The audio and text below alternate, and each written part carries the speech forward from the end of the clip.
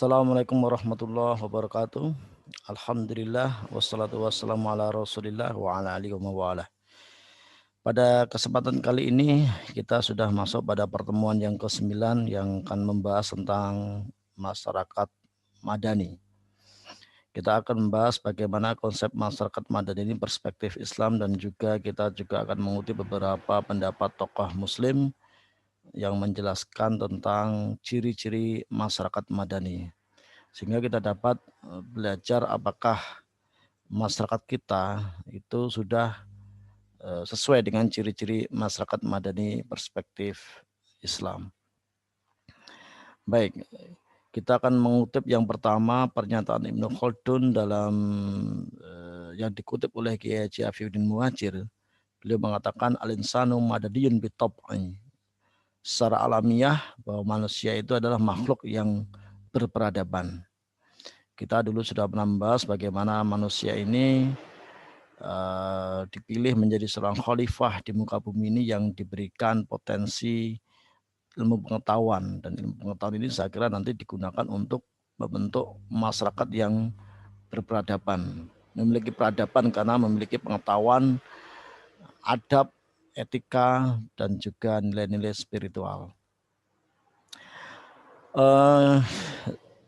Ini menurut pendapat Profesor Ahmad Syafi'i Ma'arif, ya, dikutip oleh Muslih. Beliau membedakan antara istilah civil society dan masyarakat madani. Jadi menurut Syafi'i Ma'arif, civil society itu merupakan buah modernitas, sedangkan modernitas adalah buah gerakan Renaissance, yaitu gerakan masyarakat sekuler yang meminggirkan Tuhan. Sehingga civil society mempunyai moral transendental yang rapuh karena meninggalkan Tuhan. Ini berbeda dengan konsep masyarakat madani, di mana masyarakat madani lahir dari buayan atau asuhan petunjuk Tuhan, ya. Sehingga masyarakat Syafi'i Ma'arif itu mendefinisikan masyarakat madani sebagai sebuah masyarakat yang terbuka, egaliter, dan toleran atas landasan nilai-nilai etik moral transendental yang bersumber dari wahyu Allah. Nah, ini lebih detail Anda bisa membaca artikelnya Muhammad Muslih, ya. Kemudian definisi masyarakat dalam bahasa Arab itu disebut dengan syarikat, yang berarti bersekutu. Ibnu Khaldun menjelaskan istilah masyarakat atau society dengan al-istima' al-bashari, yang identik dengan istilah al-umron, peradaban atau civilization. Masyarakat madani yaitu masyarakat yang memiliki karakteristik yang sesuai dengan tuntunan syariat Islam, ya. Ini menurut Thohir Lut yang dikutip oleh Wendy Milva. Yang pertama, berjuang dalam kesolehan. Yang kedua, kemauan untuk hidup lebih baik. Kemudian berlaku jujur dan adil dalam masyarakat pluralistik.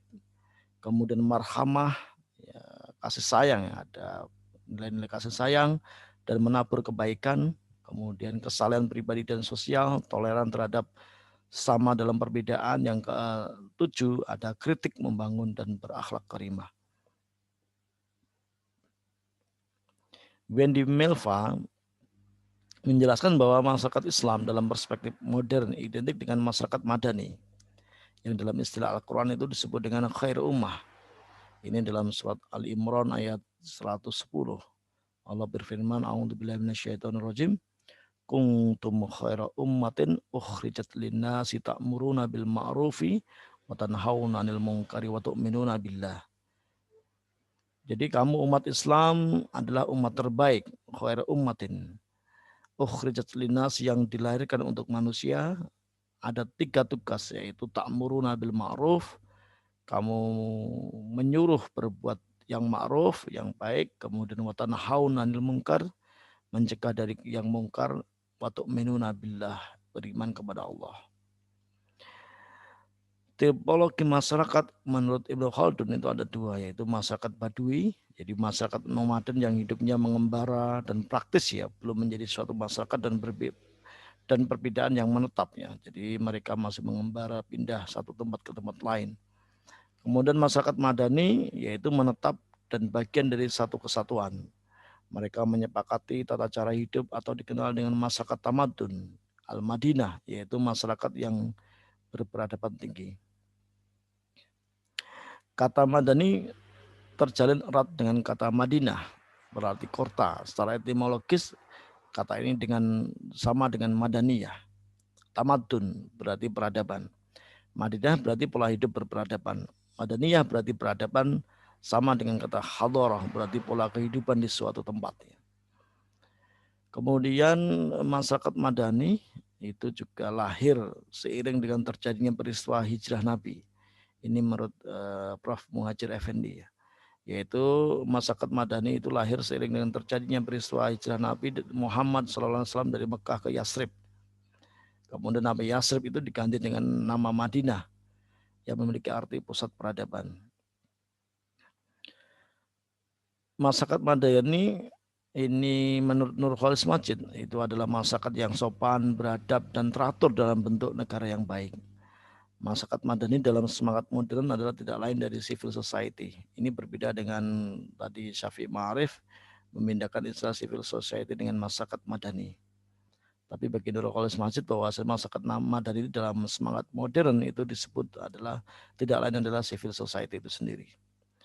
Menurut Emil Salim, dikutip oleh Mansur Hidayat bahwa substansi masyarakat Madani itu telah lama ada dalam etika sosial politik masyarakat Indonesia. Hak dan kedudukan yang sama. Ya. Jadi ada egalitarianisme, ya, egaliter, serta budaya sosial politik yang mengedepankan musyawarah. Dua nilai ini juga ada dalam tradisi Islam. Salah satunya didasarkan pada hadis riwayat Muslim, ya, innallaha yang duru ila ajsamikum wala ila suwarikum walakin yang duru ila qulubikum. Sesungguhnya Allah tidak melihat kepada tubuh kalian, tidak pula pada rupa kalian, tetapi Dia melihat pada hati kalian. Jadi ini hadis egaliter bahwa manusia itu sama. Jadi yang membedakan itu adalah hati, atau dalam Al-Quran itu yang membedakan adalah takwa kalian, amal kalian, etika moral kalian, perilaku kebaikan yang kalian lakukan itu yang membedakan. Kemudian dalam musyawarah wa amruhum syura bainahum, urusan mereka diputuskan melalui musyawarah di antara mereka dalam Syura ayat 38. Oke, kita lanjutkan ciri-ciri masyarakat Madani menurut Nur Khalis Majid. Ada 4, ya. 1, egalitarianisme, yaitu ada dalam Quran surat An-Nisa ayat 135, bahwa manusia itu mempunyai hak dan kewajiban yang sama dalam konteks dalam bernegara, ya. Jadi egaliter. Yang kedua, penghargaan kepada orang yang berdasarkan prestasi. Jadi penghargaan di sini bukan karena prestis atau keturunan, kesukuan, ras. Ini dasarnya adalah surah An-Najm ayat 38 hingga 42. Yang ketiga, ada keterbukaan partisipasi seluruh anggota masyarakat. Ada Asyura ayat 38. Dan yang keempat, penentuan pemimpin melalui pemilihan, bukan berdasarkan keturunan. Ya, ini penting sekali bahwa ini ada dalam sistem demokrasi kita, bahwasanya pimpinan-pimpinan kita dipilih melalui pemilihan, bukan karena keturunan, ada nepotisme dan seterusnya itu. Kemudian nilai-nilai masyarakat Madani itu ada 5 nilai yang kita uraikan pada kesempatan ini. Yang pertama adalah ada nilai demokrasi.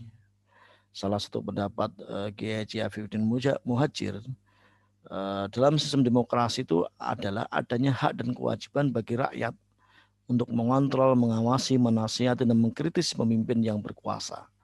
Jadi dalam sistem demokrasi itu rakyat punya peluang, hak dan kewajiban untuk mengontrol, mengawasi, menasihati, dan dalam Islam itu disebut dengan amar ma'ruf, nahi mungkar.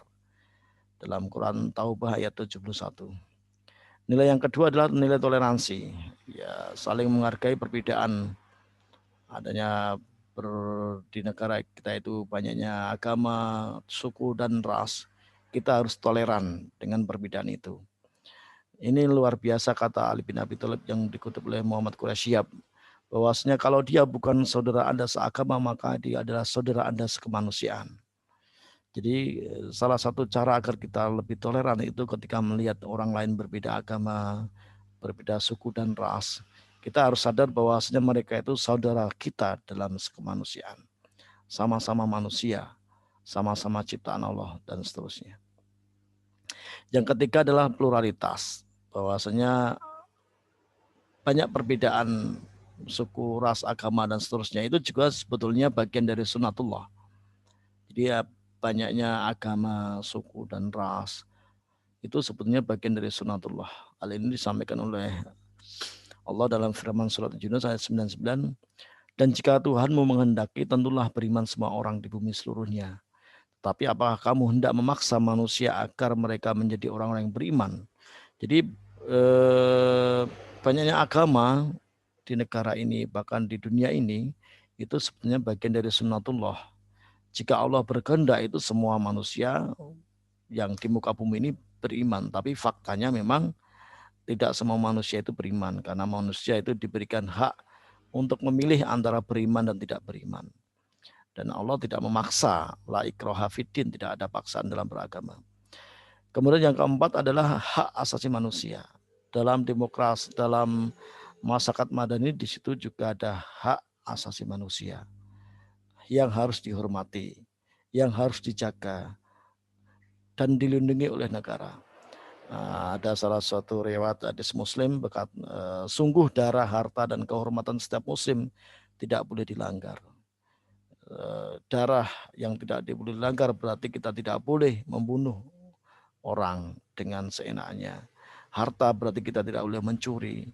Dan kehormatan berarti kita tidak boleh melecehkan orang lain, menzalimi dan seterusnya. Dan yang terakhir adalah keadilan sosial. Dalam sistem masyarakat madani itu harus ada keadilan sosial. Tidak membeda-bedakan. Baik itu dalam pengadilan, dalam kebijakan, dan pemerataan yang itu bagian dari tanggung jawab negara ataupun pimpinan. Salah satunya banyak Quran ya, salah satunya surat Nisa ayat 58, apabila kalian memutuskan hukum di antara manusia maka putuskanlah secara adil. Kita tidak boleh memutuskan hukum itu karena dipengaruhi oleh agama, kelompok dan komunitas ataupun keluarga. Maka harus diputuskan secara adil. Yang surah Al-Maidah ayat 8, janganlah sekali-kali kebencianmu terhadap suatu kaum adalah kamu tidak adil. Nah, ini sangat luar biasa keadilan sosial ini. Kemudian yang terakhir, jadi itu tadi beberapa ciri ya, ciri masyarakat madani yang disampaikan oleh para tokoh. Maka Anda bisa merenungkan apakah masyarakat di sekitar kita atau negara kita ini apakah sudah terwujud nilai-nilai masyarakat madani. Oleh karena ini tolong Anda melakukan refleksi, dan bagaimana kalau itu pun belum terwujud secara baik, bagaimana upaya Anda untuk mewujudkan masyarakat madani yang humanis dan religius.